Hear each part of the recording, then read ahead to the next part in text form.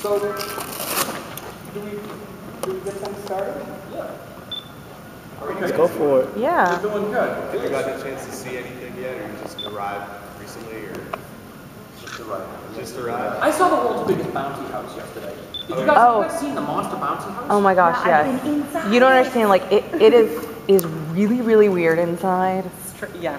And what do you mean? You have to climb over a baby man. Yeah, they're like baby men you have to Really, climb like, over. big man in a bed, Yeah. and you have to climb over him. And then like some of the exits, like it looks normal from the inside, but when you climb out on the outside, you're like climbing between women, like it's like you're being born through a giant inflatable legs. Like, Yeah, I was thinking it was the kind of place I could take my 11-year-old. Now it's not No. the place to No. Take them to the oh, they can't do it because it's 16 and up.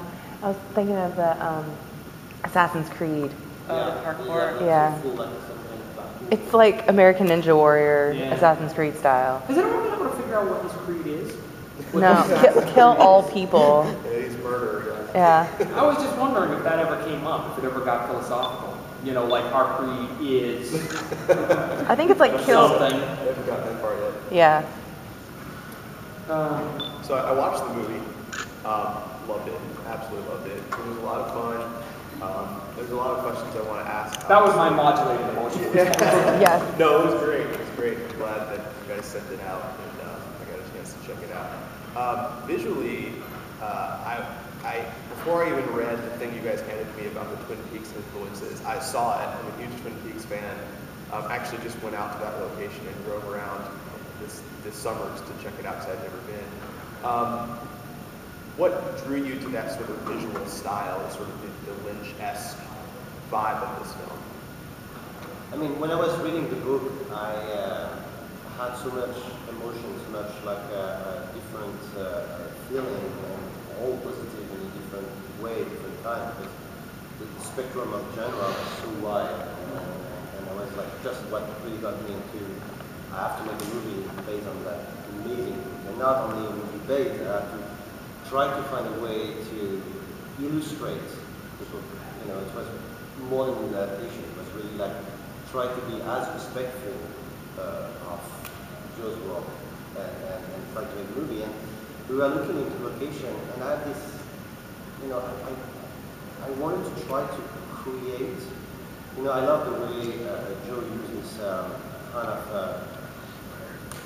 mythology, you know, the Christian mythology to create a category about love and love story. And visually, I was kind of like reading the book, I was picturing some kind of bridge between like, you know, like the Gustave Doré illustration of Paradise Lost, and like some kind of hyper-real American photography of Gregory Putin. And that kind of like a very real encounter of two different styles, like a very like real Lynch kind of America on one hand, and a very like classicism romantic on the other hand. And so that's how we, you know, landed to this kind of Lynch world with this kind of like very like imagery from another time. And the forest was the key. You know, find the forest, find the treehouse, find that place that we make it like really like it's out of time. That's like the Garden of Eden. And we went like a few different places, but that rainforest outside Squamish, you know, now away from Vancouver, was definitely like the place, the perfect place for us. You can definitely see it has almost like this dreamlike aesthetic when you're in the forest, and it feels very surreal, and you can tell it was almost shot. I mean, it was only probably shot maybe 2 hours from when the piece was shot, so that's I can see it. Yeah, and really the other element is like we were talking about Lynch, and we were talking about Blue Velvet, and we were talking about like Brother Call and all those movies. Like well, also Brother Call is a movie that has this fable approach where you mix the developers and this kind of hyper-real America. And you know, when my usual DP was not available, it was on another movie.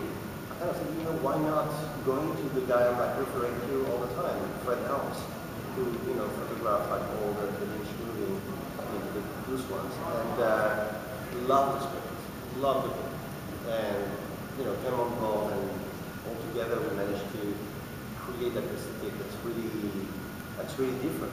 That has that, the more you go in the past and the flashback, the more diffusion you have. And it's not like diffusion like a filter. It's actually like women talking, like old school.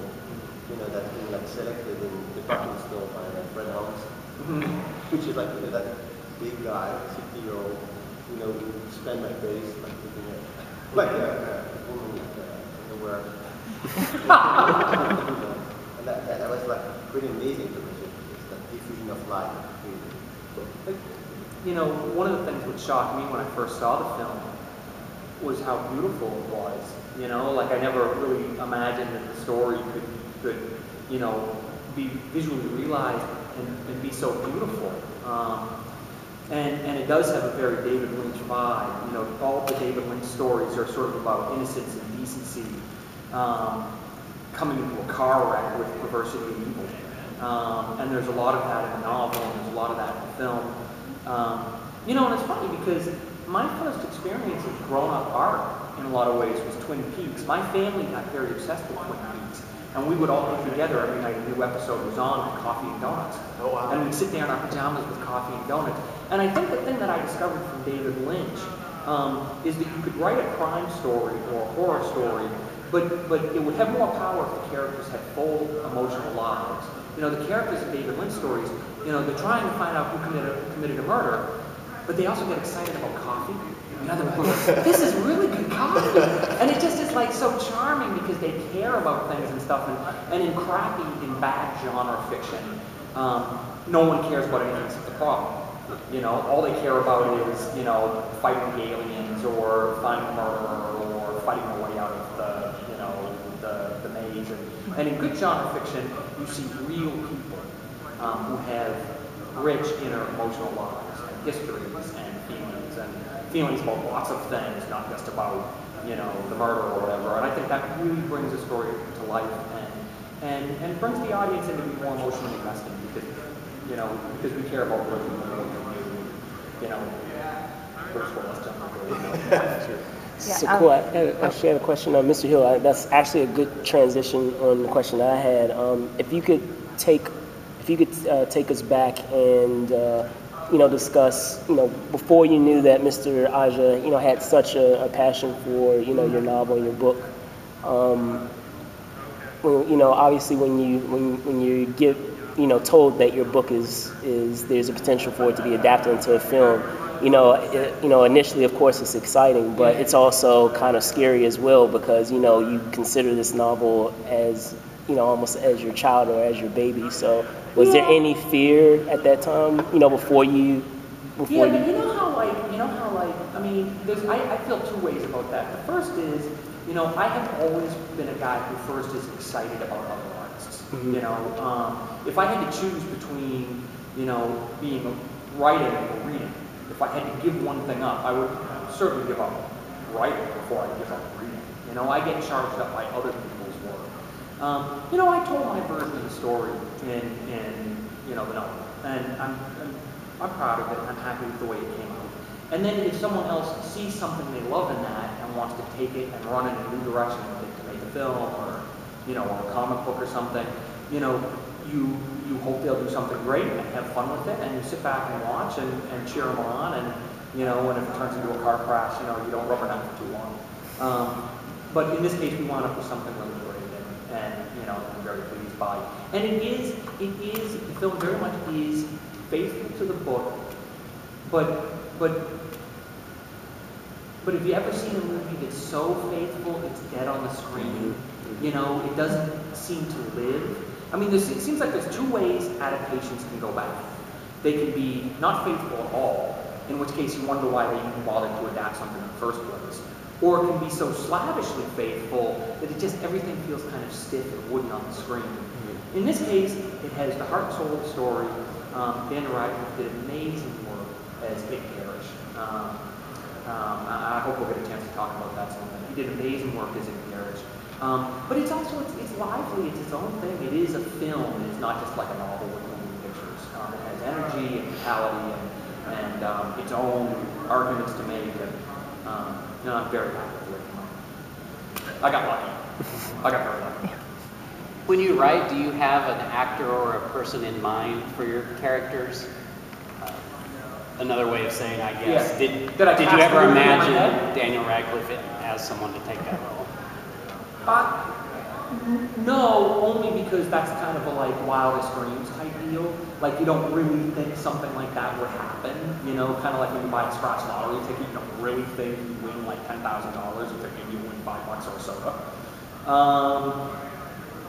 I want to say, because I've seen the movie a bunch of times now, you know, in the course of the book, Ig Parrish experiences a lot. Grief, anguish, delight, despair, madness. He covers this huge emotional landscape.